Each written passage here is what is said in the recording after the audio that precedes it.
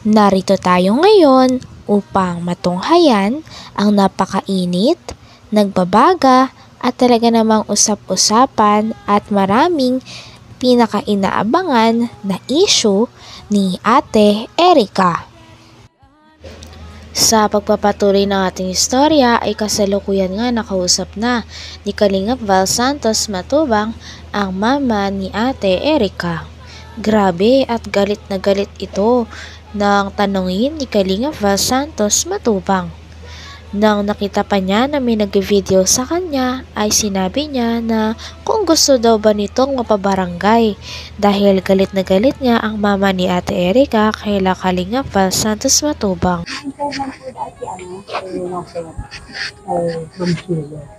Ma? Tatanong lang po. Tatanong lang po. Gina? Gina? Gusto. Bawal utang, mahirap maningil. Totoo yan. Ha? Totoo yan, mahirap talaga maningil. So, Saan yan? may ano po, may lilinawin lang kami. Kay Ate Gina. Nakapot lang po dahil. May hapot lang po at Ay! si Kuya Balka mo. Ang gwapong vlogger. Ay, matubang. Joke lang. Ha?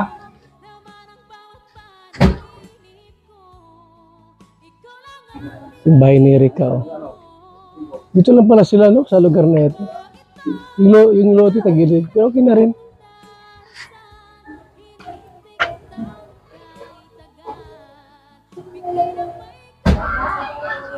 Ayaw daw niya magpa-interview.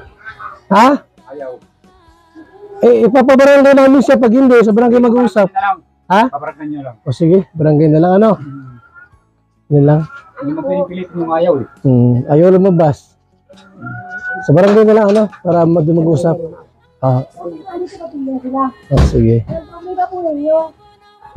Hindi, alamin ko ng ate. Yung sinabi. Kasi kasi nananahinig na po kami. Yun po ang hiling po lang namin. Oo. May mga pagpipidyo na ka-video Dito po nila bigyan na po namin Hindi, doon sa yung may nagsabi daw na nagsabi ka raw na walang binigay si Kalingap Rob na pera.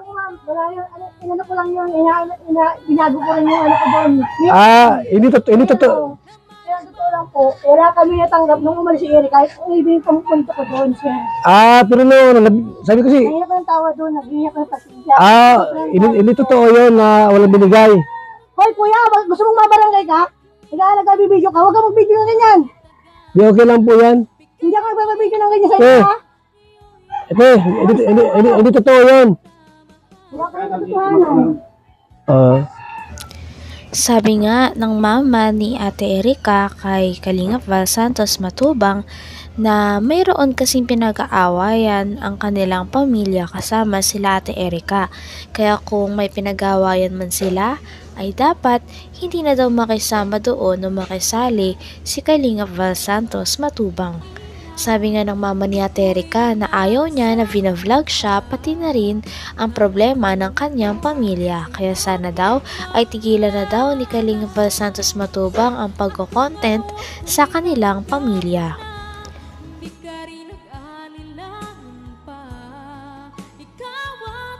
Vlog ko? Dapat tumutulong kayo, hindi niyo pinagsasabong yung pamilya. Sa vlog, sinabi ko sa vlog yun? Hinahanap niyo po kami doon sa vlog. Yung mga siyempre may mga kumukomment din. Diba? Galit sa amin, diba? Kami, sumusubra na, diba?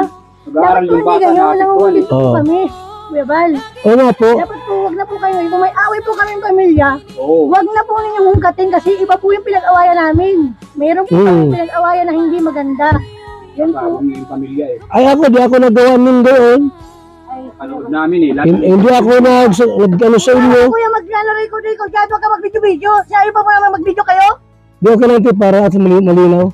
Maliwanagan. Tahimik yung buhay namin dito. So ate, i-clear ko lang. So hindi totoo yun na yan. Walang binigay si Kalingap Rob. Kuya. Hindi yan totoo. Pero totoo lang. Totally talaga. Nung umalis si Erika, kahit piso dyan, walang natanggap si Erika kay Rob. Nung umalis na. Oo. Hindi na siya kalingap. Hindi mo sasabihin na kasi kami walang kwenta. Hindi ko sinasabi yun. Kahit totoo, wala kami hihingi sa inyong pera. Totoo. Papakita mo ngayon mga vlog nila kung paano nagsasabog Gusto yung ko yung pamilya. makita, may mga screenshot po kami. May mga Nagsasabog na yung pamilya eh. Pamilya lang yan. Dapat away pamilya lang yan. Dapat yan pinapano sa mga television na yan. Hindi po kami sir, sabihin mo, sabihin sa vlog mo sir. Mahimik na nga kami. Sabi mo sa Para akin, wala na maligo problema ako, eh. para pinapahiya mo doon, sino pinapahiya mo? Sino doon? Ikaw, di ba? Nagano ka kani, nagpupuntin ka? Anong karapan mo Pero Itambal mo kami ng mag-ina. si Lolo Miguel lang ang binablog ko doon sa pabahay ko doon sa kanya. Kahit po i-vlog mo yung papa ko i-vlog mo, kung tutulungan mo sila, itulungan mo lang, wag mo kami isama, sir. Wag mo na kami isama kasi kami nananahimik kami mag-arena. Ako gusto ko nga magbati kayo doon sa mag-ama. Hindi. Iba ang Magbabati man pinag-awayan sila namin. na lang. Ayaw mo daw magbati sa tatay mo? Sila nga ayaw eh. Sila po ang nag-umpisa Kaya sila namin tumayaw sa pinipilit amin. sarili namin. Ayaw namin namin ng problema. Opo, wala kaming problema dyan sa kanila. Opo, Sila ang umayaw sa amin ng tulong namin sa kanila. Totally talaga, kami tumutulong sa kanila. Silang mismo ang umayaw. Kaya wala na po kami.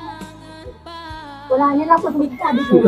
Yun lang kiniklear ko yung sinabi mo sa akit mo sa sa maliwanag po na yung pag-alis pala ni Erika. Tinanong nga ni Kalingap Val Santos Matubang ang mama ni Ate Erika kung ano daw ba ang gusto nitong mangyari dahil sa mga sinasabi nito ay medyo lagpas na sa mga linya. Sabi naman ng mama ni Ate Erika ay ang gusto niya lang daw ay patahimikin ang kanyang mga anak at huwag nang i-vlog ang mga bagay na hindi naman sila involved. Kaya sana wag na rin daw silang interviewin ni Kalingap Val dahil hindi naman daw totoo ang mga kumakalat. Tulong namin sa kanila. Totally talaga, kami tumutulong sa kanila. Silang mismo ang umayaw. Kaya wala na po kami. Wala niya na po sabi ko. Yun lang kiniklear ko yung sinabi mo sa akit mo sa sa maliwanag po na yung pag-alis pala ni Erika. Okay? Okay naman sa kanya. Oo, kiniklear ko lang yung pag ni Kalingap Prab, wala mang problema yun.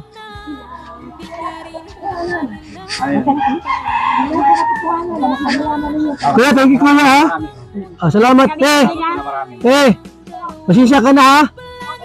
Patigilin po yung mga reactor ninyo at mga reactor niyo po walang katotohanan yung mga Kaya nga wag ka natin na i-demanda mo yung screenshot kami lahat. halika rito. Ay, hindi po. Wag mo lang yung tatay mo na i-demanda mo pa o ano. Ay, hindi po, sir. Kung gusto ko po talaga po, gusto ko may maroon sa masampulan talaga po dyan. Nakakarating po talaga ang mga katibayan, may mga ibinigay po kami. Lahat yung mga reactor na yan. Sige Kabalustuhan. Pagtanong kayo sa mga tao dyan kung ang anak ko ay puta o ano man, di ba? Malinis ang pagkatao ng anak ko. Napakapakan yung pagkatao ng bata, nag-aaral, Hindi napikwan niyo kilala kami at hindi niyo kilala ang anak ko. Anong pinagsasabi, wala naman mga katibayan eh. Tama ba? Pagsabihan niyo sa social media, Pagkatambil sila ng mga edit, katapos sasabihin nila, yung gano'n ng bata, ng bata. Si Bupi yan, sila Sila magpasikat na mali ang istorya. Ayan yung po ate, tayo sila. Tama lang. Kasama kami kay Kuya Rab dati. Opo. Natigil kasi si Erika kasi gusto nila mag-aral. Dapat sinasabi niya, pinag-usapan niya yung mga reactor na kung nasira ang pag-ano. Kaya nga, dito ako para ayusin natin yung kung may problema. Yan lang po ang hiling namin. Gusto ko tahimik. Di nga po kami salita, ilang taon baga po. Isang taon baga po ngayon. Ngayon lang, sobra namin, sumusobra na Sumusobra na talaga Sinasabing mali, wala namang katotohanan. Ate, ito lang. Anong gusto mong mangyaring gusto namin gawin? Naghihirap kami, hindi kami hirap at hindi kami nanghihingi ng tulong sa inyo. Huwag niyo po sasabihin yan, kami, malalakas pa kami, matibay pa ang buto namin para maghanap buhay. Ate, ito lang. Sana maghanap buhay. Anong dapat namin gawin para... Ay, wala po. Ang gusto ko, yung anak ko nananahimik. Huwag na po yung itambay dyan ng pagmumukha. Huwag na po nang reactor kung ano-ano. Gusto po namin tahimik. Hanggang dito na lamang muna ang ating napakainit, nagbabaga, pinakainaabangan at usap-usapan na latest issue ni Ate Erika. Maraming salamat sa inyong panonood. Hanggang sa muli. Bye!